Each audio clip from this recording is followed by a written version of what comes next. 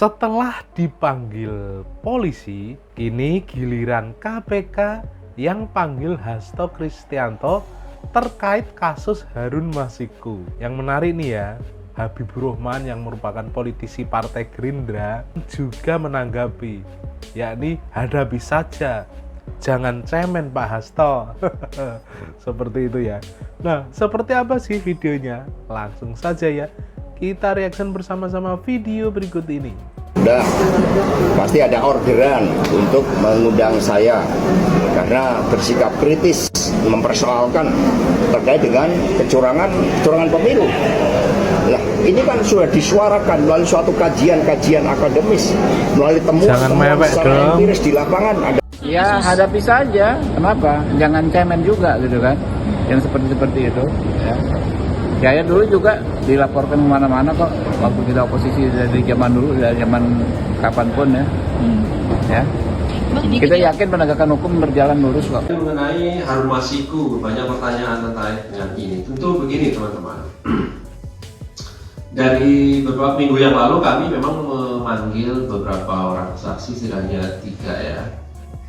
Begitu pengacara, mahasiswa, dan tentu itu ada kaitannya dengan informasi baru yang masuk dan diterima oleh KPK, sehingga sebagaimana yang sering kami sampaikan bahwa kami tidak berhenti untuk melakukan pencarian para DPO. Ketika ada informasi baru dari siapapun yang kemudian masuk ke KPK, ya pasti kemudian kami dalami lebih lanjut, termasuk ketika mengetahui dugaan ada keberadaan dari DPO Harun Masiku ini, maka kami panggil orang-orang itu dengan kemudian dikonfirmasi dan didalami mengenai dugaan ada pihak tertentu yang sudah dia tahu tetapi kemudian tidak menyampaikan informasi dimaksud, sehingga saat ini masih terus kami dalami lebih lanjut. Ke depan barangkali juga informasi dari yang kami peroleh masih akan memanggil pihak lain sebagai saksi untuk mendalami informasi terbaru tersebut. Harapannya tentu Harun Masiku bisa secepatnya ditangkap, karena ini menjadi kewajiban KPK, dan kami paham teman-teman media termasuk masyarakat memberikan atensi yang besar dan harapan yang besar tentunya untuk menuntaskan perkara ini. Secara substansi tentu perkara ini sebenarnya sudah dibuktikan di Pengadilan Tindak Pidana Korupsi sebagai pasal-pasal turut serta melakukan tindak pidana korupsi, sehingga kalau kita bicara pembuktian sebenarnya sangat mudah. Cuman memang orang yang akan dibawa pada proses persidangan ini yang KPK bisa lebih optimal sehingga nanti bisa dipertanggungjawabkan secara hukum, gitu ya. Saya pikir amnesia karena kekalahan dan kebencian tuh hanya terjadi pada satu politisi. Ternyata saya salah. Dan malah nih, politisi yang mengalami amnesia yang sama ini adalah politisi yang berasal dari satu partai. Tuh, lihatin tuh. Mas, satu mas terkait Tapera yang masih pro kontra, tanggapannya seperti apa mas? Ya, kami sudah nyampaikan di dalam rapat kerja nasional kelima bahwa seluruh kebijakan pemerintahan negara itu harus ditujukan pada upaya mewujudkan keadilan sosial bagi kesejahteraan rakyat itu. Sehingga situasi sekarang rakyat sedang menghadapi persoalan yang berat, persoalan korupsi yang diungkapkan oleh Kejaksaan Agung itu kan 300 triliun. Jadi seharusnya pemerintah menempuh langkah-langkah pemberantasan korupsi, mengatasi kebocoran-kebocoran anggaran, dan kemudian baru menjalankan suatu kebijakan untuk rakyat, sehingga hal tersebut ya sebaiknya tidak diterapkan. Dia akan mendorong fraksi PD Perjuangan di DPR untuk kemudian suara soal ini mas? Ya, mereka sudah berbicara, fraksi-fraksi PD Perjuangan di Komisi 5 sudah menyampaikan sikapnya bahwa kebijakan tersebut sangat memberatkan rakyat. Aduh, Pak Hasto lagi. Mungkin ya, setiap kali mau ada interview, Pak Hasto telat untuk datang briefing, sehingga apa yang di-statementkan itu kok malah jadi kayak dagelan ya. Bisa diinget-inget deh, kalau misalnya Pak Hasto komentarin masalah UU Tapera atau PP masalah Tapera, inget nggak sih inisiatornya di DPR itu fraksinya dari partai mana ya? Bukannya partainya Pak Hasto ya? Jangan mentang-mentang ada clash sama Pak Jokowi antara partainya Pak Hasto dengan Pak Jokowi, terus polemik yang ada di masyarakat digunakan dong untuk ajang kelihatan gimana supaya partainya itu jadi pahlawan kesiangan, bahwa partainya adalah partai yang pro rakyat. Padahal kebijakan yang dikomplainkan adalah kebijakan yang diusung oleh partainya sendiri. Sungguh dagelan.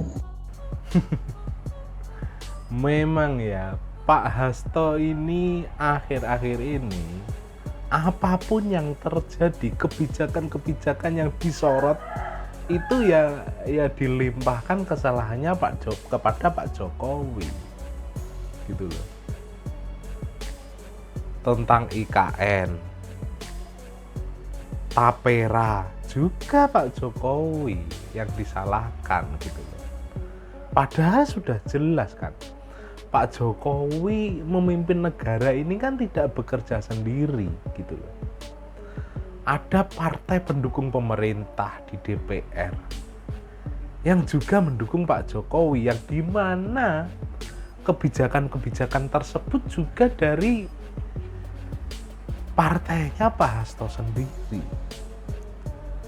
Lah tapi sekarang kok malah semua kesalahan itu dilimpahkan kepada Pak Jokowi gitu loh.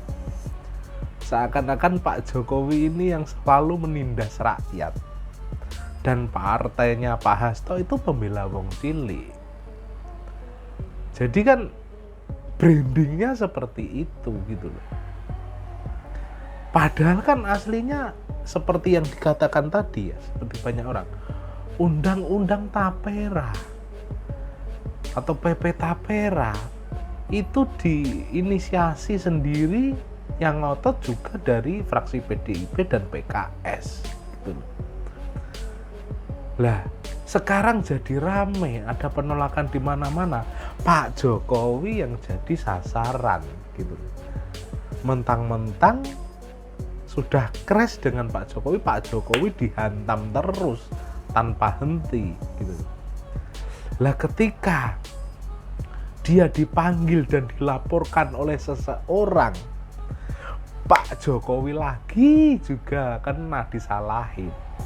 Katanya itu pesanan lah, dari kekuasaan lah. Ini kan aneh. Kekuasaan gimana? Wong PDI juga masih berkuasa untuk saat ini. Partainya masih di pemerintahan, menteri-menterinya juga masih di pemerintahan. Gitu. Kan juga masih berkuasa, gitu. Benar kata Pak Habibur Rahman tadi, elit Partai Gerindra tadi, jangan cemen, harus hadapi. Ya itu paling pas itu, jangan playing victim. Kalau ini ada pesanan kekuasaan dan lain sebagainya, hadapi dong dengan jantan tanpa menjatuhkan Pak Jokowi. Salam damai, salam waras dari kami warga desa. Wassalamualaikum warahmatullahi wabarakatuh.